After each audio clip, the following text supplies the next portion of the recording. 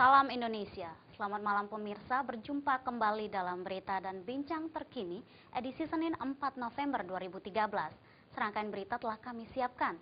Di antaranya KPK kembali periksa Sekjen ESDM terkait kasus dugaan suap Kepala SKK Migas Rudi Rubiandini dan UMP DKI Jakarta sebesar 2,4 juta rupiah tetap diberlakukan tahun depan. Saya Vina Simanjuntak, berikut berita selengkapnya.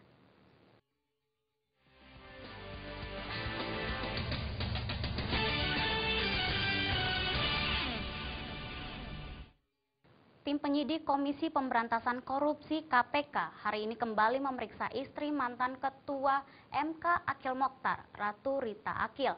Kali ini Ratu Rita diperiksa sebagai saksi untuk Tubagus Khairi Wardana alias Wawan, tersangka kasus dugaan suap sengketa Pilkada Lebak, Banten yang juga menjerat Akil Mokhtar. Istri mantan Ketua MK Akil Mokhtar, Ratu Rita Akil, kembali menjalani pemeriksaan di KPK. Ratu Rita tiba di gedung KPK sekitar pukul 10:15 waktu Indonesia Barat. Kali ini Ratu Rita diperiksa sebagai saksi untuk Tubagus Khairi Wardana alias Wawan, tersangka kasus dugaan suap sengketa Pilkada Lebak, Banten yang juga menjerat Akil Mokhtar. Ratu Rita bungkam saat ditanya wartawan dan ia langsung memasuki gedung KPK.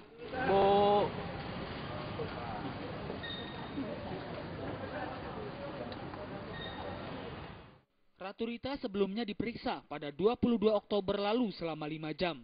Namun ia bungkam saat ditanya wartawan mengenai isi pemeriksaannya.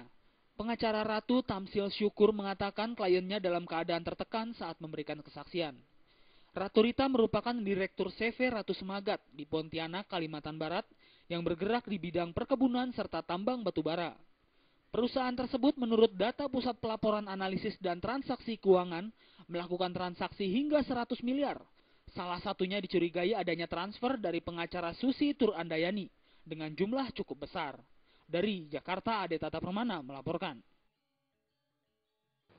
Selain memeriksa istri Akil Mokhtar, Komisi Pemberantasan Korupsi KPK hari ini juga menjadwalkan pemeriksaan terhadap Direktur Utama PT Pertamina Karen Agustiawan dan Sekjen ESDM Waryono Karno. Keduanya diperiksa sebagai saksi dalam kasus dugaan suap kegiatan hulu minyak dan gas yang melibatkan Kepala SKK Migas Nonaktif Rudi Rubiandini.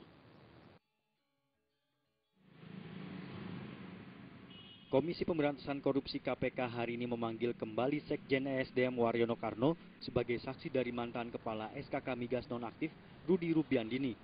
Waryono tiba di gedung KPK pada pukul 9 waktu Indonesia Barat dengan didampingi ajudannya. Ketika akan memasuki ruangan pemeriksaan, Waryono enggan berkomentar sedikit pun kepada awak media yang telah menunggu terkait pemeriksaan atas dirinya pada hari ini. Waryono, siapa nih Pak? Saksi siapa Pak?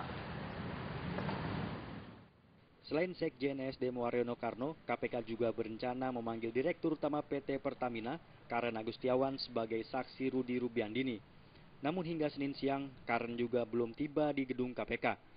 Berdasarkan informasi dari juru bicara PT Pertamina Ali Mudakir yang dimuat di sejumlah media online, Karen tidak bisa memenuhi panggilan KPK karena ada agenda lain yang tidak dapat ditinggalkan. Karena batal, Karen pun meminta KPK untuk menjadwalkan ulang pemanggilannya. Dalam kasus suap ini, penyidik menetapkan 3 orang tersangka yaitu Rudi Rubiandini, petinggi Kernel Oil PT Limited Indonesia Simon Gunawan, dan Deviardi, pelatih golf Rudi. Rasuah ini terungkap saat KPK menangkap ketiganya pada 13 Agustus lalu. Penyidik juga menyita uang sebesar 490.000 US dollar dan 127.000 dolar Singapura.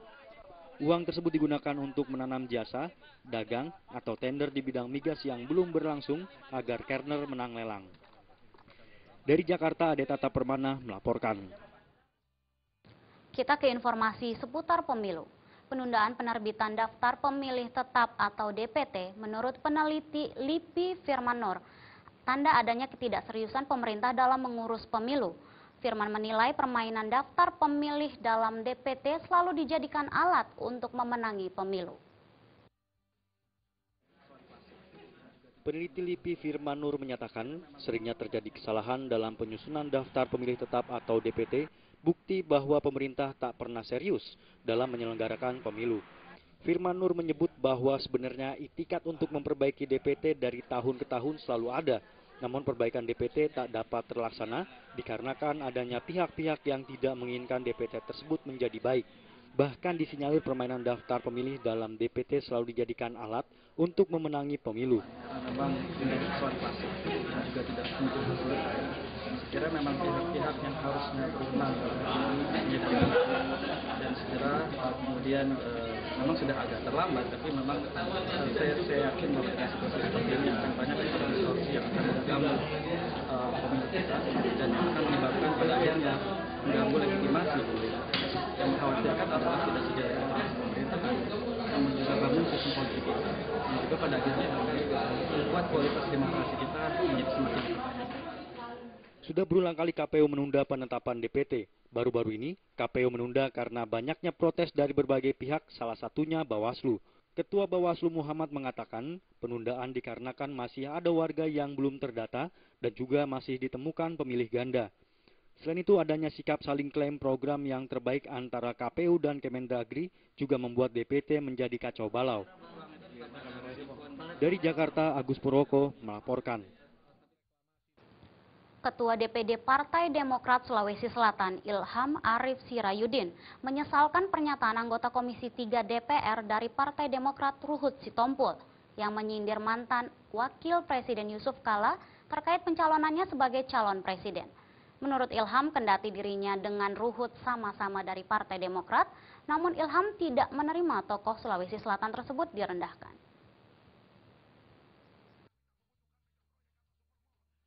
Pernyataan anggota Komisi 3 DPR RI dari Partai Demokrat Ruhut Sitompul yang menyinggung mantan Wakil Presiden Republik Indonesia Haji Muhammad Yusuf Kalla untuk tidak lagi mencalonkan diri sebagai capres pada pemilu 2014 mendatang menuai reaksi dari Ketua DPD Partai Demokrat Sulawesi Selatan Ilham Arif Sirayudin.